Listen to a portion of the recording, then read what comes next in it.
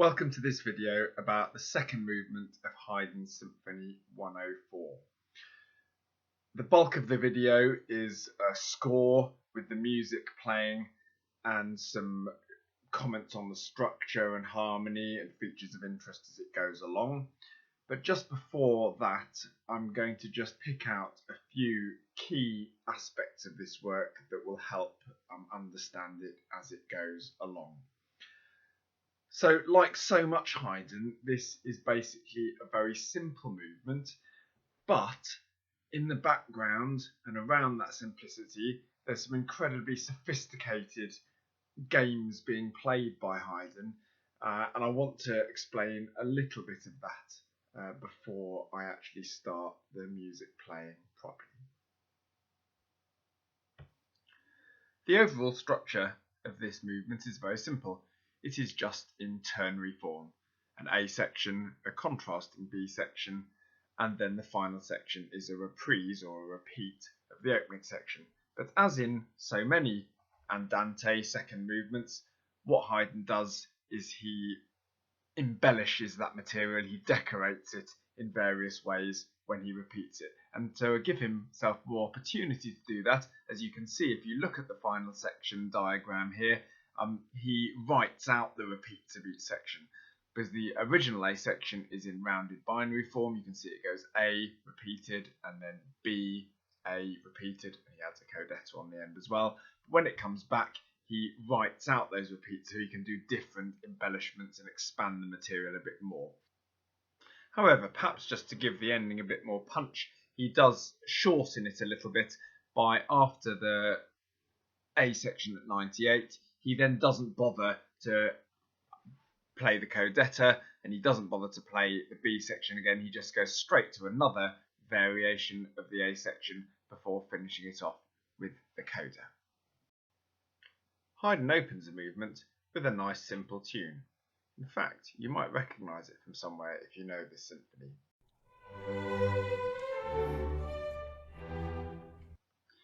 It is in fact pretty much the same as the melody from the opening of the first movement, just with one extra note added, rather than ba-da-da-dum, which is how the whole symphony opens, the allegro. It's ba-da-dum-bum with that extra D-bum, but everything else is the same. Just one of many subtle integrating features that Haydn includes in this symphony. Another feature the second movement shares with the first, and indeed all the other movements in the symphony, is an unexpected silence. And in this second movement, that comes in the middle of the overall B section.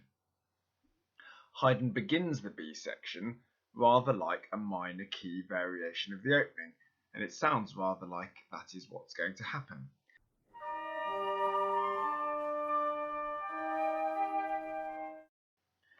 But after only 4 bars, Haydn suddenly interrupts this minor key variation with a fortissimo tutti that's very stormy, almost in the Sturm und Drang style that's sometimes associated with earlier Haydn and Mozart.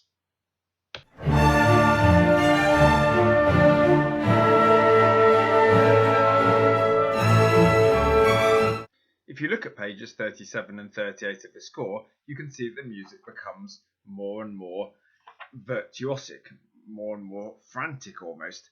And you may wonder where Haydn's going with this. And that seems to be a question that he wonders himself, because suddenly in bar 56, just as the music's getting really quite hectic, he just cuts it off and there's a bar of complete silence, and then he goes back to variations on the original material, almost as if nothing has happened. It's another one of those sort of Haydn moments where it almost feels like he's making compositional decisions right there in the music. Shall I do this? No, actually, I shan't. Another interesting feature of this movement is that in bar 25, Haydn has a rather unusual pause on the subdominant on chord 4, a C major chord.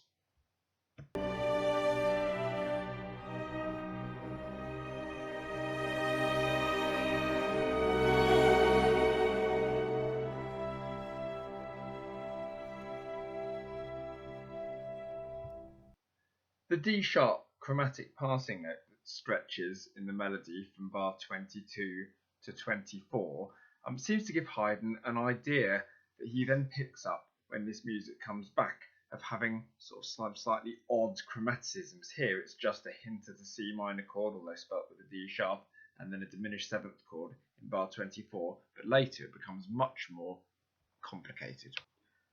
When this material comes back in the reprise on page 45, around bars 104-5 onwards, rather than just a brief chromaticism, Haydn stretches out this movement over the next couple of pages, ending up for a while in the really quite remote key of D flat major.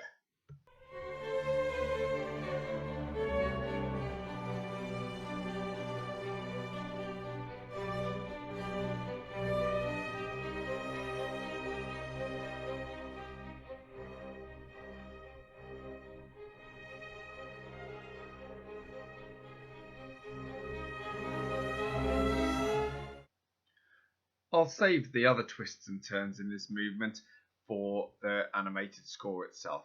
So now I'm just going to let the whole movement play through, and you can follow the score and look at the captions and hopefully just cement your understanding of this movement.